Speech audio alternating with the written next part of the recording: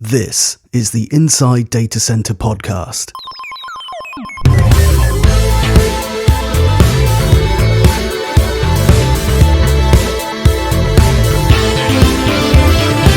We talk to the people who power the data center sector to give you insider info on everything happening in DC today.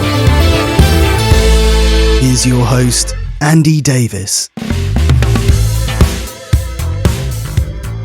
Welcome to the Inside Data Center podcast. Today I'm joined by Adam Khan, founder and CEO at Diamond Quanta. Good morning, Adam. Good morning. Good to meet you. Thanks for coming on today. Really looking forward to this conversation. I've had quite a few people reach out to me around the world of chips and semiconductors, so it's great to have someone on from the inside of that world to be able to, shed a bit of light on what's happening. Before we go into all of that, do you want to give a quick introduction of who you are and what you're up to at the moment at Diamond Quanta? Sure, Andy. Thank you so much for having us. So again, I'm Adam Khan. I'm the founder and CEO of Diamond Quanta. I've been in the world of diamond materials for nearly decades now. Age is starting to show a bit. But my background is electrical engineering and physics. I did my undergraduate studies at University of Illinois, Chicago, graduate studies at Stanford University. And I've really been focused on enabling diamond for some key semiconductor applications, some that we'll jump into in great detail, like on the chip side, but also utilizing diamond as an optical material, as a photonic material. A great deal of work and study has gone into evolving diamond. So when we speak about diamond, we're not talking about the diamonds we're pulling up from the ground. We're talking about lab-grown diamond. This is made primarily from methane or any carbon-rich precursor, but it's very economical, it's very sustainable, and I'm excited to go into greater detail. Yeah, definitely. I always ask everyone how they started their career and how they moved into the world of data centers. And I'm quite intrigued by, from what you've just said, sort of obviously how all this started for you, but also how you made that link between diamonds and the data center sector. Sure. Well, it started for me as an undergraduate, as I mentioned, at University of Illinois, Chicago. At the time, there was a Wired magazine cover story. This is about 2003, if I recall correctly. And it said the new diamond age, how diamond is not just a girl's best friend, but a geek's best friend. And, it's coming to you. And at the time, I was an undergraduate research assistant for a very renowned theoretical physicist. And I had looked at the problems. I thought, this is really great, but the bottleneck issues, doesn't really seem to be that substantial. I mean, really enabling diamond for semiconductor use seems like something that one could do, within half a lifetime, right? Not necessarily that long. So I thought, if I really dedicate myself to this, there's something here. And, we looked at the material. It was really amazing to find that, diamond conducts heat better than any 3D solid. It has the highest, what we call thermal conductivity. 5 times greater thermal conductance than copper, which is the status quo heat sinking material. And so when we looked at the world of power semiconductor applications, not chips, how fast we can switch the speeds, how fast we can do logical compute, but just power in, power out, looking at efficiency, we start to see this common platform of bottleneck issue around the heat, where we're talking about, in the case of data center, about half the costs, right, today of data center go to thermal management. But we see the same thing also on automotive and aerospace platform, where they're really limited by cooling these electronics, by the system weight, payload efficiencies. And so we see, though, that primarily in data center, this being a major issue, it's a common bottleneck issue across platforms. And so again, looking at, well, it's great in theory that this can be done. Let's look at what the competitors are doing, right? How far away is the next best thing to silicon, which would be silicon carbide or gallium nitride. And these materials have started to enter the marketplace. Major players like Cree, now Wolfspeed, have focused on this particular application. But we see that those materials can only be run up until maybe about 150 to 175 degrees Celsius without starting to degrade. Diamond is unique in that it can be run well over 600 degrees Celsius before its performance starts to degrade.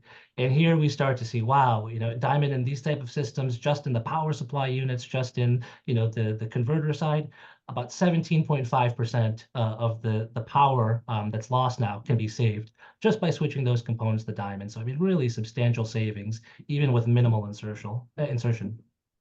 Yeah, fascinating. And obviously, the world has become a lot more focused on semiconductors and chips. Everybody's talking about it now. I read today that 18.7% year-on-year growth in global semiconductor sales. So is this what, obviously you're seeing this insatiable demand at the same time as the heat and density increasing significantly in a data center? And I guess you've got that kind of, you can join the two up. Kind of you're using a new material, but equally you're also solving that heat challenge, which is a massive challenge as density increases. Yes, absolutely. And according to the McKinsey report, I think was the most recent I read, by 2030, the diamond global semiconductor market, will be over $1 trillion. So huge, huge, huge markets. But for myself, I'm a student of history, right? So I like to look at how did the semiconductor come to be. And it's really, we look at it as this is now the third wave of semiconductors. So in the end of the 1940s, early 1950s, germanium hit the scene, the first transistor, and we started to have these wonderful scale downs where before we had these huge vacuum-based systems. Now we could start to fit it in a room, right? We could start to compute by transistor. Interesting thing happened with the germanium radios and the germanium parts. If you had it in your car and you took your car to the top of a hill on a hot day, you'd park it, you'd come back to your car, turn on the radio, it wouldn't work. Reason being, germanium had extreme sensitivity to this thermal load, same heat issues. Now, silicon, we had this wonderful run, right? With Moore's law, every year we're doubling the compute powers, shrinking the size. We went from computers that were the size of a room. Now your smartphone could easily outcompute those type of systems. But the same sort of wall that we're hitting, right? That we've made it small enough now where we really can't, the heat has nowhere else to go, and it's causing this critical bottleneck. So now here enters Diamond to be able to alleviate that. And why I like to tie those three together is because germanium, silicon, and diamond all arrange their atoms in the exact same way. This is called the diamond lattice structure. So this is a natural continuation of this trend, progressing from this first wave in germanium now to this most recent wave with diamond entering the scene. And on that, this is fascinating for me. It's an area I don't know a lot about, but what would you say the run is then for diamond? If we work in these cycles, and obviously silicon reaches peak and we've hit that now, and we're moving into, say, the diamond cycle, how far into the future do you see this being a feasible material? So I think at least, based on the way we look at the next best competing materials, and then what happens after we escape 3D, we go into 2D, one-dimensional quantum dots, right? So we start to see that natural progression. It's quite interesting. At least we would say the next 20 to 50 years is addressable by diamond as a 3D material. When you start to say, okay, now I've reached the peak of 3D, I have to go 2D. What's the best option that we can now start to integrate? It becomes graphene as a 2D material, a related material to diamond, right? Graphene is a two-dimensional form of carbon arrangement, and diamond is the bulk 3D form, one of the two, the other one being graphite, of course. And so we see that at the end, that graphene might be the most interesting 2D material in the next 30 to 50 years, but integrating that with diamond becomes the most realistic pathway. So it again becomes a natural, I think, continuation and progression. Makes sense. And that obviously brings us on to Diamond Quanta and what you're up to at the moment. Do you want to give an overview of the organization and sort of where you are within the market right now? Sure, absolutely. So as the name implies, Diamond Quanta focuses on the quantum applications of diamond. This includes things like power semiconductor materials, arranging the materials or the atoms within there in a specific way to enable high conduction, high mobility, and also the quantum side, including both compute and sensing. And so the fundamental breakthrough that Diamond Quanta has had, which allows us to go after these markets, has been in the actual molecular engineering of the diamond structure. So with our method that we've called the Unified Diamond Framework, we're able to configure the dopants or the atoms that are needed to be added to the system to allow charge to progress in a very proprietary way and a conducive way, which allows you to make the traditional components, the diodes, the transistors, and the more complex devices from this type of doping and annealing scheme. And we're coming at a time where diamond has been excessively researched historically. The first system in the 1950s after World War II with this high pressure, high temperature type systems, and then really progressing in the early 2000s by chemical vapor deposition, where now we can make diamond in large area in both thin films, thick films. So the cost has come down quite substantially. The ability to scale the material has recently matured to a point where it's sustainable or realizable. But still, this problem of doping the diamond has been the major bottleneck. And that's why I think we're rather uniquely enabled to partner with those both within the diamond space and the semiconductor players to bring this to market. And we're working with consumer electronics partners, aerospace and defense partners, as well as quantum sensing partners to launch and integrate our products within their systems. And have you had conversations within the data center world yet? Sort of what's perception of your product, and do people kind of understand what you're trying to do and understand the benefits behind it? Yeah, 100%. And so when they say with the semiconductor folks, these are the folks that are selling their chipsets into those systems, right? And they absolutely get it. They understand, okay, we're already looking at silicon carbide and trying to move there because of its, 50 degree C advantage. Diamond really puts it in context for them. So they understand, one, this is super valuable and potentially a huge reduction in thermal budget. But that brings the second question. Now, what is the steps to be able to integrate this? Where are the risks on that? I think that's where we're also uniquely positioned in that we can grow our diamond films on silicon, and you might be able to see behind me, up to wafer sizes of 12-inch, right, today. And so it's not a seismic shift away from what's being done, right, in silicon. It's rather adding to it in that we can capitalize on that same manufacturing system, that same advanced prototyping capability, and utilize the diamond material to integrate into that system and have something that can be brought to market much, much faster. And also sustainability, net zero, carbon neutral, all the buzzwords in the industry right now that everybody talks about. How does your product and your offering help organizations on that journey? Well, I love this question that, as I mentioned, we actually break methane to form our materials. And people say, oh, silicon is so cheap, sand is so abundant. Methane is the most abundant molecule, right, in the universe. So we have the ability first to form this from something that is quite prevalent. But what really excites me about this is what I'm seeing from the folks that are working on sustainability, environmental recapture, that from places like farmland, right, recapturing methane that would otherwise escape into the atmosphere and purifying that to be used as a process gas, then destroying that as part of the diamond formation. I mean, exceptionally carbon negative. And last, I would just add to that, besides the way it's formed, we start to think about the end of life, right? The e-waste issue. I talked about copper, right, being the de facto heat sink material that huge landfills, I mean, maybe over 50 million tons of e-waste is generated each year, right, just to get the metals out of these structures. So reducing the bulky plastic cooling, reducing the copper backing on these systems also has a substantial impact on e-waste production, which is very exciting, of course. Yeah, and I think again, it's topics that are talked about a lot, and solutions are not always there. So it's always good to hear about solutions. We hear a lot about challenges, and there's too much methane in the atmosphere, etc. But what's the solution? The solution's not always removing it; it's just reusing it. Right, absolutely.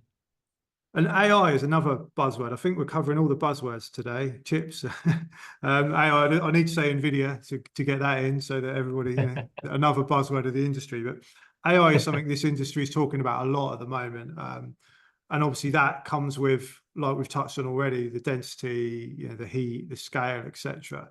Do you see your solution as a key enabler, really, to help drive that AI revolution within the data center space? Absolutely, because if you look at the amount of energy that's forecast just to pivot from pure data center to AI type data center, it's a huge bump. And we already see, as we mentioned, about 2% of the global energy consumption just going for data center, right? The chips themselves being a major component of it, but the heat, surely, that's being generated by such consumption or such power generation is exorbitant. So we see it as a first volley, really being able to reduce the thermal budget of these systems, reduce the amount of heat that's being generated, the cooling costs on it. And I think as a second volley downstream, similar to the NVIDIA business model, where we have both OEM chips and fab chips. That Diamond in the logic end of the system on the actual chipset side will again have substantial impact on that market space. So certainly, I think both in the short and medium term and longer term, Diamond will have a role to play there. Excellent. And you mentioned you're a history geek. I'm going to turn it around the other way. Future, something again. This industry, data centers specifically, seems to always be moving into the future. We never stop at the present because the expansion doesn't really allow you to stop and pause for any time. But what do you see as the future from a semiconductor perspective? Because obviously that's going to have such a huge impact on what a data center looks like and how it's structured in that period.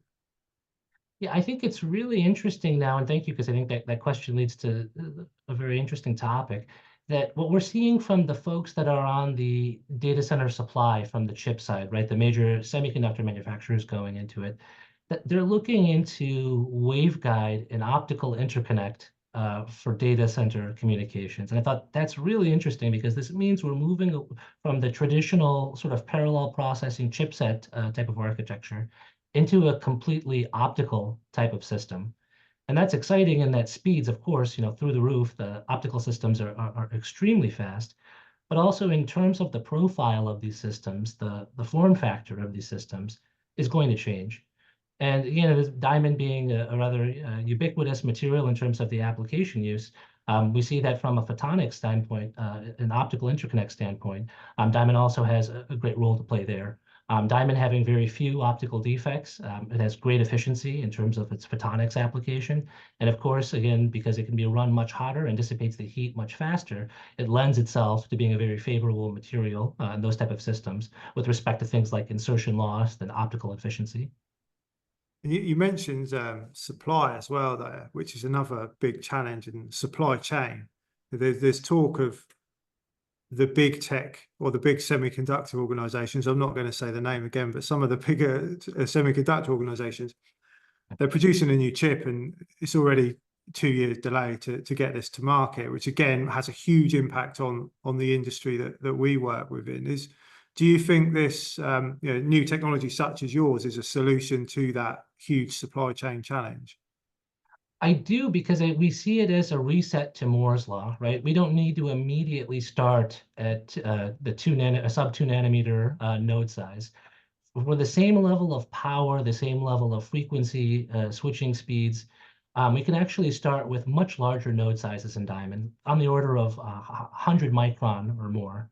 So this allows us to say, let's reset, and this allows us to use let's say, much more prevalent lithography tools, not just the folks in the Netherlands who are leading the market share and have a very huge, I'd say, almost monopoly-like take on that market, but rather the lithography tools of the 90s, right? So we can do very large feature sizes, enabling those existing market players to have greater market share and participation. So I do think that, again, there's an ability to reset sort of the roadmap and time frame, and I see it as incentivizing the market players rather than disincentivizing the existing leadership.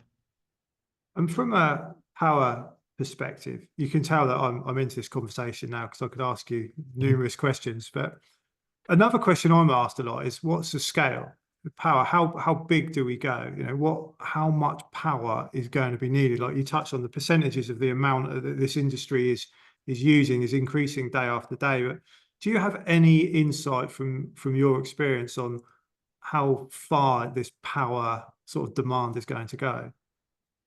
I think if we were, again, being a student of history, if we look back at the scale, right, this is going to be definitely some type of a power curve or an exponential curve just from like a fit. It's certainly not linear.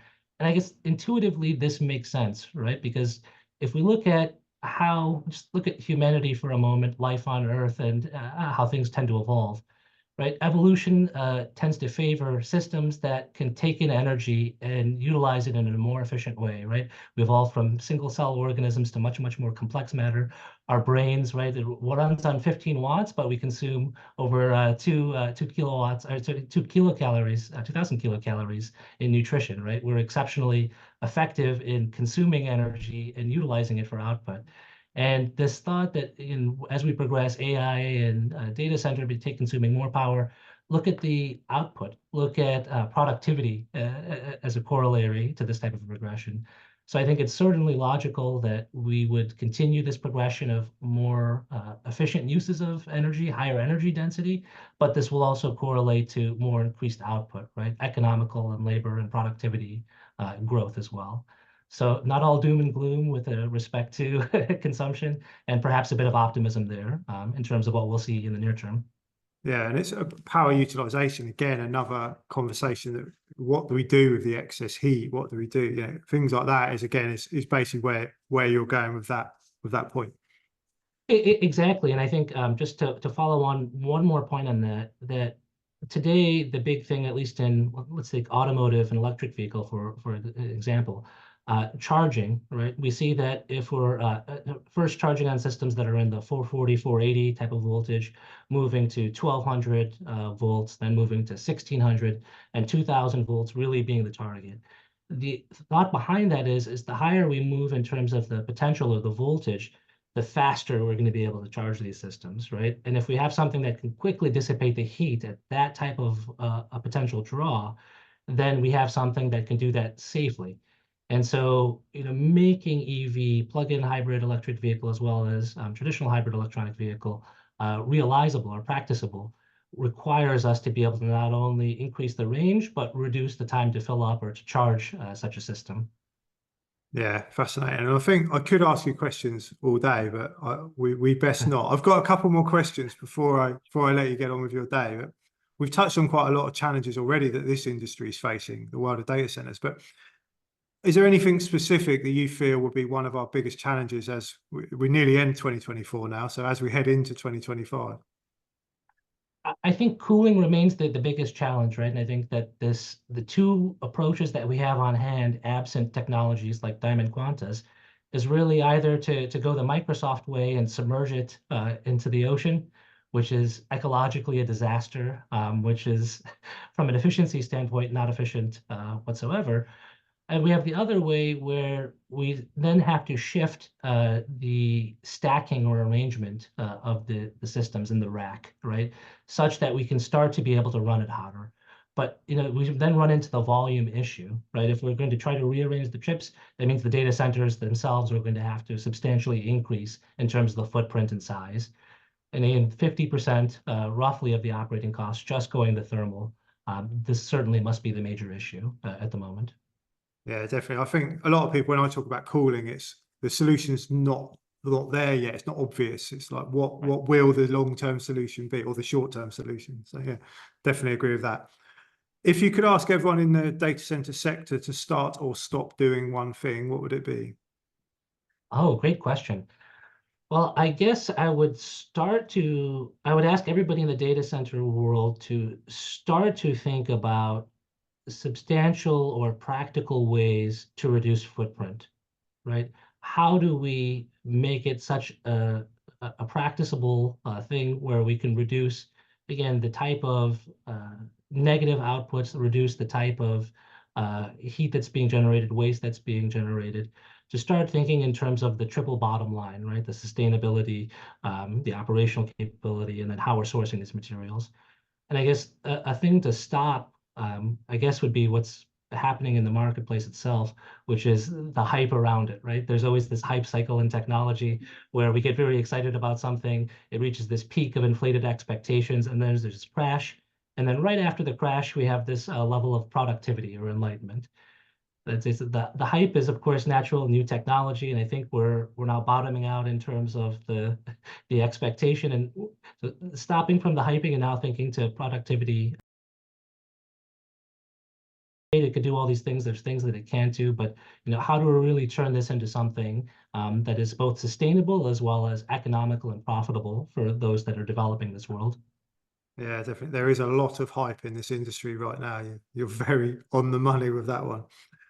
Final question. If you could give one piece of advice to anyone looking to work in the industry, what would it be? And you can apply that to any career advice at all. It doesn't have to be data center related.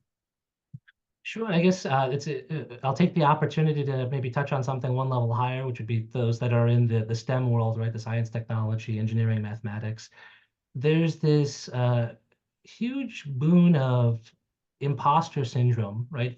Folks that are going through this that think, oh, I'm not capable to do this. I'm putting it in. Maybe I'm not good enough, smart enough. When it comes to physics, mathematics, and engineering, it's people don't really appreciate that it's more of a muscle memory thing than a raw capability, right? Rather, you have to practice working these problems. Nobody's good right off the get. Richard Feynman, perhaps one of the most celebrated physicists of modern time, is famous for saying, I have a very average IQ of 125. So yes, I believe anybody with an average intellect can have great success in physics and mathematics.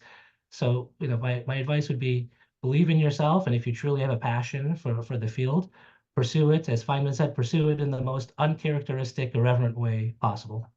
Yeah, great advice. And from an industry perspective, what do you think we could do to attract those people? Because again, I always say this, there's a lot of people that talk about, oh, we need more STEM graduates or STEM, individuals into the industry, but then they don't do anything about it. So what could we do as an industry or as individuals to make ourselves more welcoming to those people?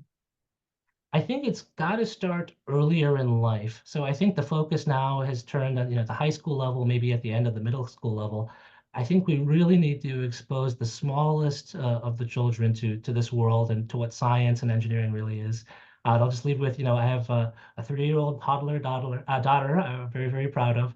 I've had the opportunity to take her both, into the clean room and to see what I'm working on, as well as to some of these academic conferences, Materials Research Society, physics conferences, and to see her then, introduce herself to, as a 3-year-old, to some of the visiting researchers. I'm a junior scientist. I'm a junior physicist. I mean, that really not only, makes me quite happy, but really opens the mind to exposing this type of a world to the youngsters may substantially alter their life trajectory in a way quite beneficial, I think, to all humanity. No, I totally agree with that point. And next time we'll bring your daughter on the podcast as well. I'll bring my Sounds daughters, good. you bring your daughter. We'll have a Sounds good great. chat. Thanks for your time, Adam. Love your work. I could talk to you all day. I find it amazing when I talk to people like yourselves that are so intellectual within a space. So thank you very much for that time. Where can people learn more about you and about what you're up to at the moment? Thank you again so much for having me on. You can visit us at diamondquanta.com to learn more. Yeah, we'll put the website address in the show notes. But thanks again, Adam. We'll definitely speak again and good luck with everything. Thank you much, Andy.